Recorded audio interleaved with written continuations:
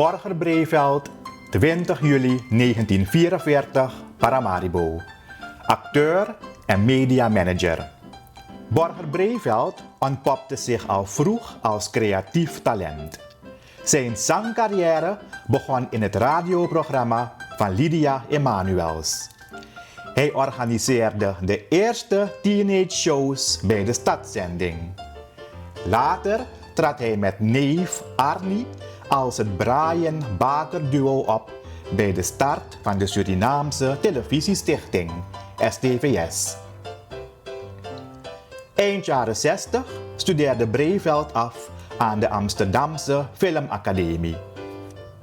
In Suriname begon hij bij de Nationale Voorlichtingsdienst in 1972 en werd als regisseur-producer gedetacheerd bij de STVS.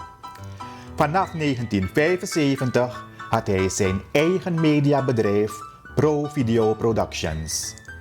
Tot 2009 was Breeveld regisseur van het tv-actualiteitenprogramma Suriname Vandaag. Breeveld is een veelgevraagd acteur in Surinaamse films. Hij speelde de hoofdrol in One People van Pim de la Parra in 1976. Ja, ik hou van mijn land. Ik hou van mijn land, ja kijk. Ik hou van mijn land. Ik kan het wel opvreten. Kijk, kijk. Lekker, lekker, lekker. Wat is hier nou? Lekker. Daarna volgden Koesi Baka van Henk Barnhart in 1977. Ik kom afscheid nemen. Afscheid nemen? Je gaat toch naar Holland? Ja, Holland, Holland, altijd Holland. De musical Sing Song van Misha Kamp in 2016. En de speelfilm Wierin van Ivan Tayapin in 2018. A deaf boy in school in Suriname, in Nikeri. Breeveld was altijd actief als presentator en zanger.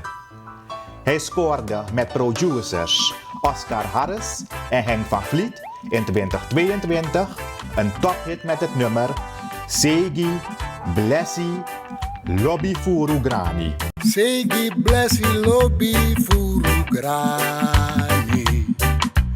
Aina dati wide winsi you.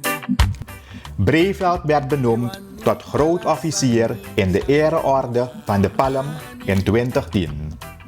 Odo, want teranga udu, abiwan srapu actie van odu. Hardhout vereist een scherpe bijl.